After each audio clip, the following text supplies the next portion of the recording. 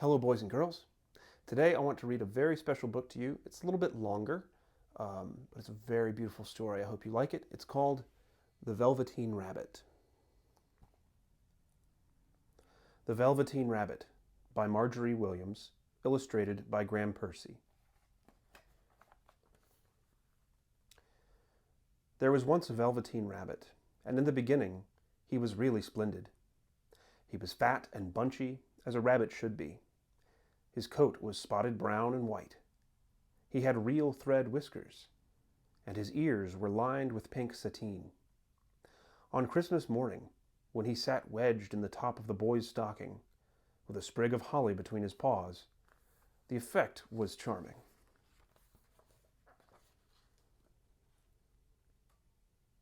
There were other things in the stockings, nuts and oranges, and a toy engine, and chocolate almonds, and a clockwork mouse. But the rabbit was quite the best of all. For at least 2 hours the boy loved him. And then aunts and uncles came to dinner, and there was a great rustling of tissue paper and unwrapping of parcels, and in the excitement of looking at all the new presents, the Velveteen Rabbit was forgotten. For a long time he lived in the toy cupboard or on the nursery floor, and no one thought very much about him. He was naturally shy, and being only made of velveteen, some of the more expensive toys quite snubbed him. The mechanical toys were very superior, and looked down upon everyone else. They were full of modern ideas, and pretended they were real. The model boat, who had lived through 2 seasons, and lost most of his paint, caught the tone from them, and never missed an opportunity of referring to his rigging in technical terms.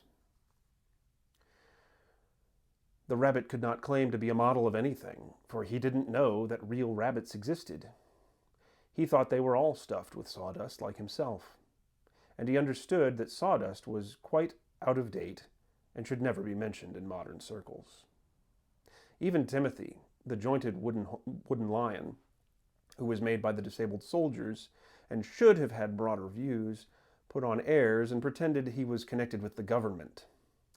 Between them all, the poor little rabbit was made to feel very insignificant and commonplace.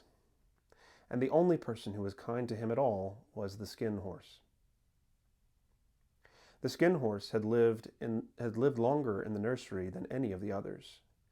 He was so old that his brown coat was bald in patches and showed the seams underneath, and most of the hairs in his tail had been pulled out to string bead necklaces.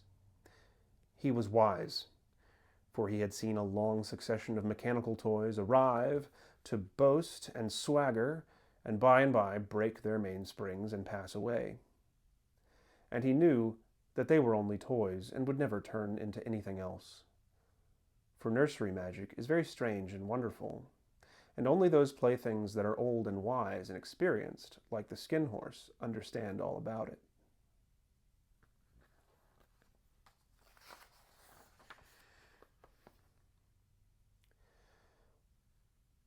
"What is real?" asked the rabbit one day, when they were lying side by side near the nursery fender before Nana came to tidy the room. "Does it mean having things that buzz inside you and a stick-out handle?" "Real isn't how you are made," said the Skin Horse. "It's a thing that happens to you. When a child loves you for a long, long time, not just to play with, but really loves you, then you become real." "Does it hurt?" asked the rabbit.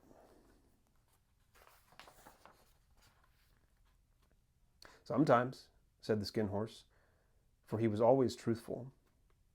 "When you are real, you don't mind being hurt." "Does it happen all at once, like being wound up?" he asked, "or bit by bit?" "It doesn't happen all at once," said the Skin Horse. "You become. It takes a long time. That's why it doesn't often happen to people who break easily, or have sharp edges, or have to be carefully kept.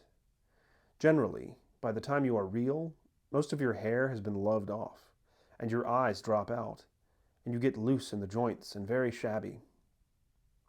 But these things don't matter at all, because once you're real, you can't be ugly, except to people who don't understand. I suppose you are real, said the rabbit. And then he wished he had not said it, for he thought the Skin Horse might be sensitive. But the Skin Horse only smiled.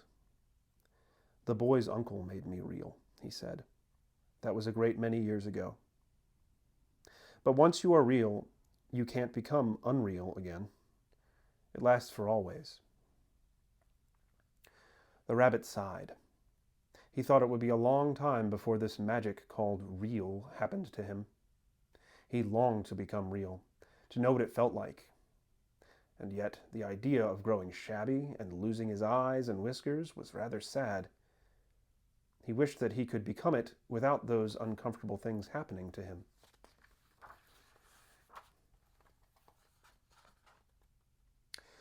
There was a person called Nana who ruled the nursery. Sometimes she took no notice of the playthings lying about, and sometimes, for no reason whatever, she went swooping about like a great wind and hustled them away in cupboards. She called this tidying up. And all the playthings hated it, especially the tin ones. The rabbit didn't mind it so much, for wherever he was thrown, he came down soft. One evening, when the boy was going to bed, he couldn't find the china dog that always slept with him. Nana was in a hurry, and it was too much trouble to hunt for a china dog at bedtime. So she simply looked about her, and seeing that the toy cupboard door stood open, she made a swoop. "Here," she said, "take your old bunny. He'll do to sleep with you." And she dragged the rabbit out by one ear and put him into the boy's arms.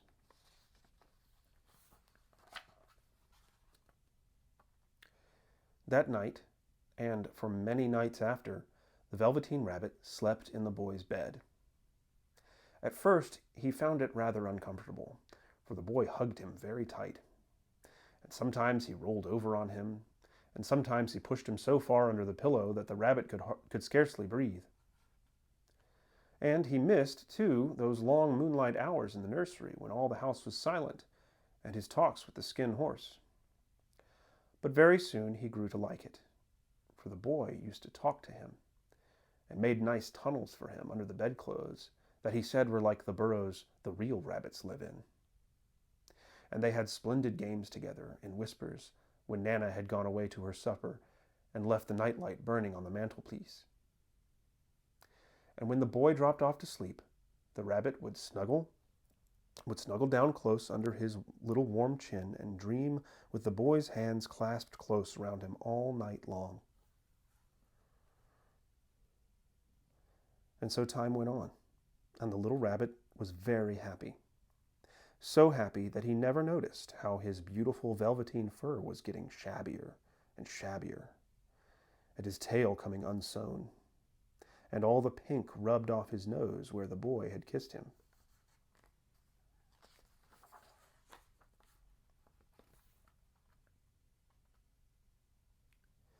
Spring came, and they had long days in the garden, for wherever the boy went, the rabbit went too. He had rides in the wheelbarrow and picnics on the grass, and lovely fairy huts built for him under the raspberry canes behind the flower border. And once, when the boy was called away suddenly to go to tea, the rabbit was left out on the lawn until long after dusk, and Nana had to come and look for him with a candle because the boy couldn't go to sleep unless he was there. He was wet through with dew and quite earthy from diving into the burrows the boy had made for him in the flower bed, and Nana grumbled as she rubbed him off with a corner of her apron. "You must have your old bunny," she said. "Fancy all that fuss for a toy." The boy sat up in bed and stretched out his hands. "Give me my bunny," he said. "You mustn't say that. He isn't a toy. He's real." When the little rabbit heard that, he was happy, for he knew that what the Skin Horse had said was true at last.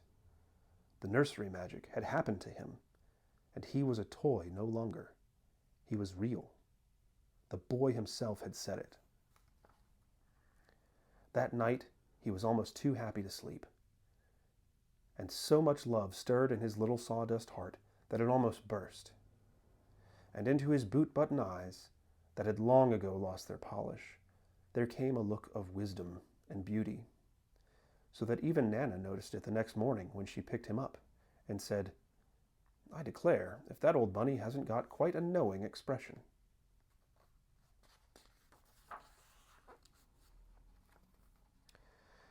That was a wonderful summer. Near the house where they lived, there was a wood, and in the long June evenings the boy liked to go there after tea to play. He took the Velveteen Rabbit with him, and before he wandered off to pick flowers or play at brigands among the trees, he always made the rabbit a little nest somewhere among the bracken, where he would be quite cozy, for he was a kind-hearted little boy, and he liked the bunny to be comfortable. One evening, while the rabbit was lying alone, watching the ants that ran to and fro between his velvet paws in the grass, he saw two strange beings creep out of the bracken near him. They were rabbits, like himself, but quite furry and brand new. They must have been very well made, for their seams didn't show at all, and they changed shape in a queer way when they moved. One minute they were long and thin, and the next minute fat and bunchy, instead of always staying the same like he did. Their feet padded softly on the ground, and they crept quite close to him, twitching their noses, while the rabbit stared hard to see where the clockwork stuck out, for he knew that people who jump generally have something to wind them up, but he couldn't see it. They were evidently a new kind of rabbit altogether.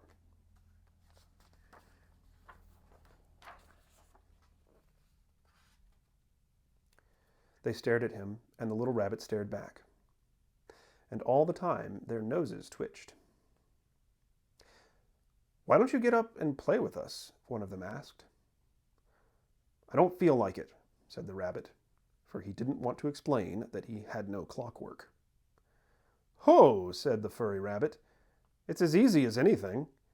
And he gave a big hop sideways and stood on his hind legs. "I don't believe you can," he said. "I can," said the little rabbit. "I can jump higher than anything." He meant when the boy threw him, of course. He didn't want to say so.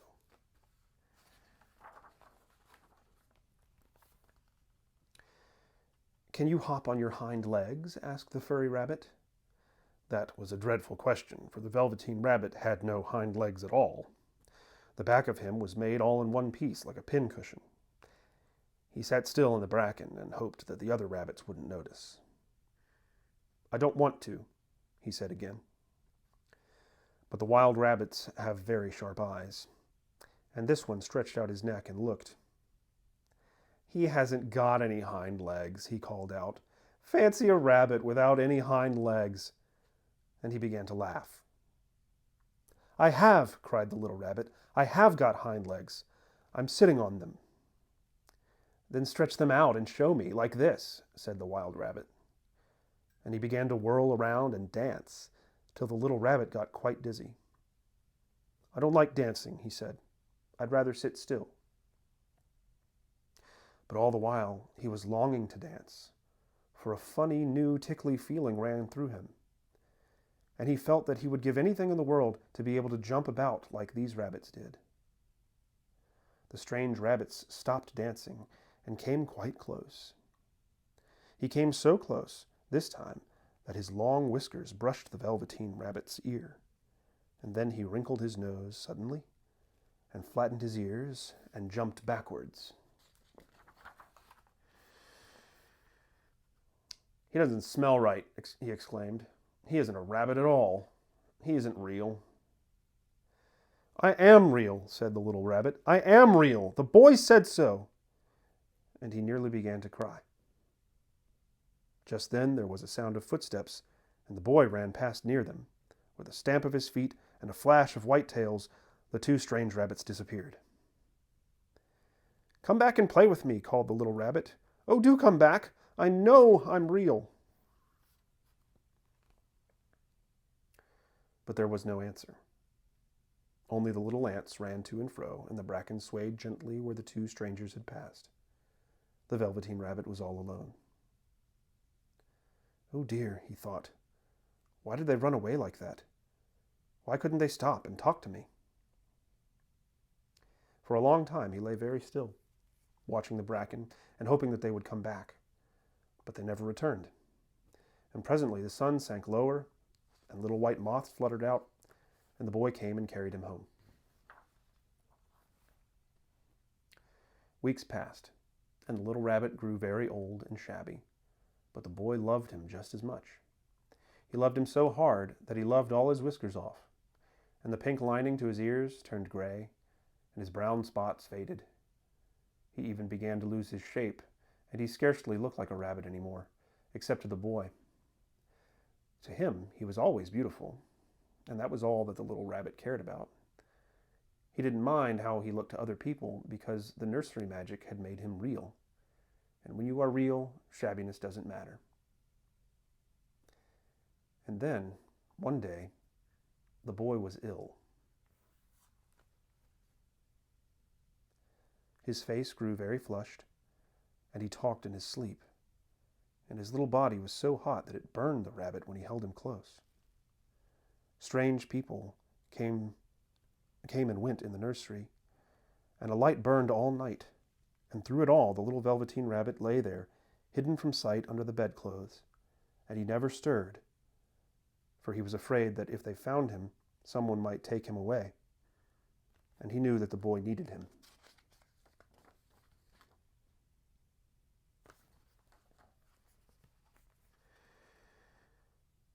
It was a long, weary time, for the boy was too ill to play, and the little rabbit found it rather dull with nothing to do all day long. But he snuggled down patiently and looked forward to the time when the boy should be well again, and they would go out in the garden amongst the flowers and the butterflies and play splendid games in the raspberry thicket just like they used to. All sorts of delightful things he planned. And while the boy lay half asleep, he crept up close to the pillow and whispered them in his ear. And presently the fever turned, and the boy got better. He was able to sit up in bed and look at picture books, while the little rabbit cuddled close at his side. And one day, they let him get up and dress. It was a bright, sunny morning, and the windows stood wide open. They had carried the boy out on the balcony, wrapped him in a shawl, and the little rabbit lay tangled up among the bedclothes, thinking.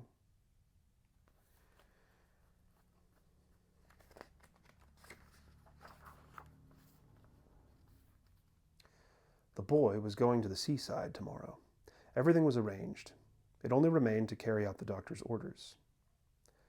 They talked about it all, while the little rabbit lay under the bedclothes, with just his head peeping out and listening. The room was to be disinfected, and all the books and toys that the boy had played with in his bed must be burnt. "Hurrah!" thought the little rabbit. "Tomorrow we shall go to the seaside." For the boy had often talked of the seaside, and he wanted very much to see the big waves coming in, and the tiny crabs, and the sandcastles. Just then Nana caught sight of him. "How about this old bunny?" she asked. "That?" said the doctor. "Why, it's a mess of scarlet fever germs. Burn it at once." "What nonsense! Get him a new one. He mustn't have that any more."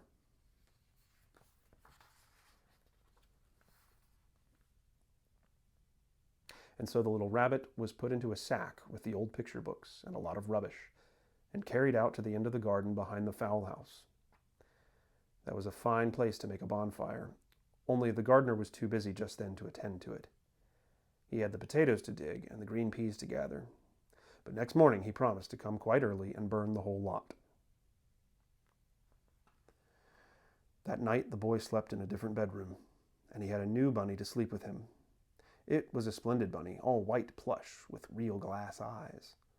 But the boy was too excited to care very much about it, for tomorrow he was going to the seaside, and that in itself was such a wonderful thing that he could think of nothing else.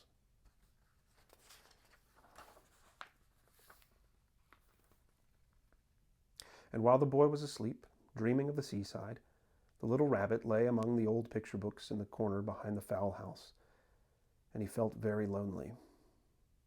The sack had been left untied, and so by wriggling a bit he was able to get his head through the opening and look out. He was shivering a little, for he had always been used to sleeping in a proper bed, and by this time his coat had worn so thin and threadbare from hugging that it was no longer any protection to him. Nearby he could see a thicket of raspberry canes growing tall and close like a tropical jungle, in whose shadow he had played with the boy on bygone mornings. He thought of those long sunlit hours in the garden, how happy they were, and a great sadness came over him. He seemed to see them all pass before him, and each more beautiful than the other, the fairy huts and the flower bed, the quiet evenings in the wood when he lay in the bracken and the little ants ran over his paws, the wonderful day when he first knew that he was real. He thought of the skin horse, so wise and gentle, and all that he had told him. Of what use was it to be loved and lose one's beauty and become real if it all ended like this? And a tear, a real tear, trickled down his shabby velvet nose and fell to the ground. And then a strange thing happened. For where the tear had fallen, a flower grew out of the ground, a mysterious flower, not like any that grew in the garden. It had slender green leaves, it had slender green leaves the color of emeralds, and in the center of the leaves a blossom like a golden cup. It was so beautiful that the little rabbit forgot to cry and just lay there watching it. And presently the blossom opened, and out of it there stepped a fairy.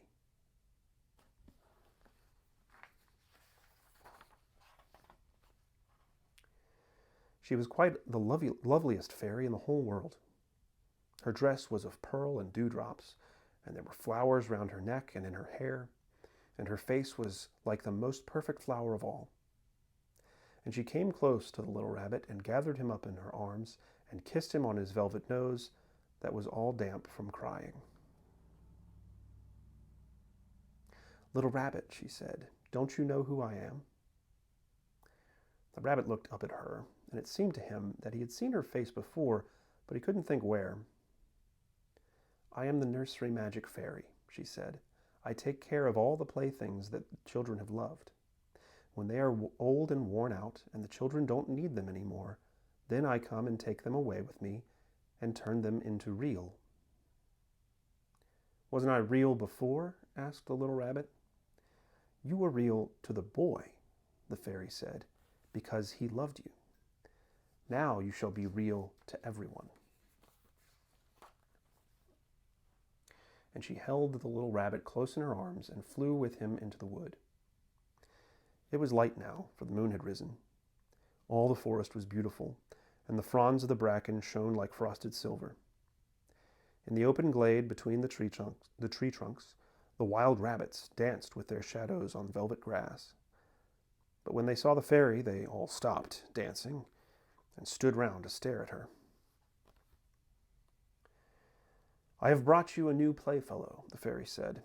"You must be very kind to him and teach him all he needs to know in Rabbitland, for he is going to live with you forever and ever." And she kissed the little rabbit again and put him down on the grass.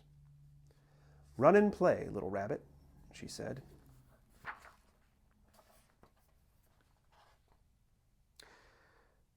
But the little rabbit sat quite still for a moment and never moved. For when he saw all the wild rabbits dancing around him, he suddenly remembered about his hind legs, and he didn't want them to see that he was made all in one piece. He did not know that when the fairy kissed him that last time, she had changed him altogether.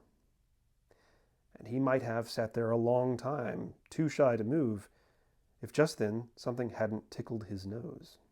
And before he thought what he was doing, he lifted his hind toe to scratch it. And he found that he actually had hind legs. Instead of dingy velveteen, he had brown fur, soft and shiny. His ears twitched by themselves, and his whiskers were so long that they brushed the grass. He gave one leap, and the joy of using those hind legs was so great that he went springing about the turf on them, jumping sideways and whirling around as the others did. And he grew so excited that when at last he did stop to look for the fairy, she had gone. He was a real rabbit at last, at home with the other rabbits.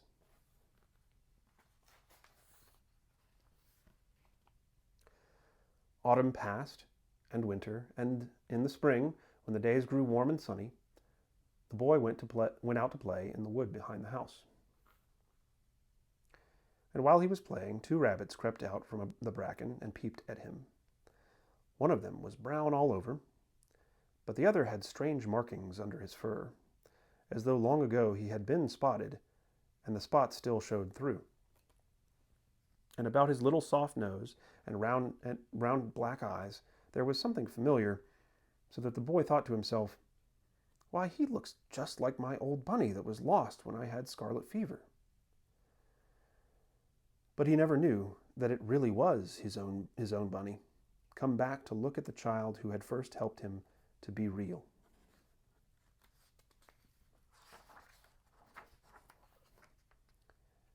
The end.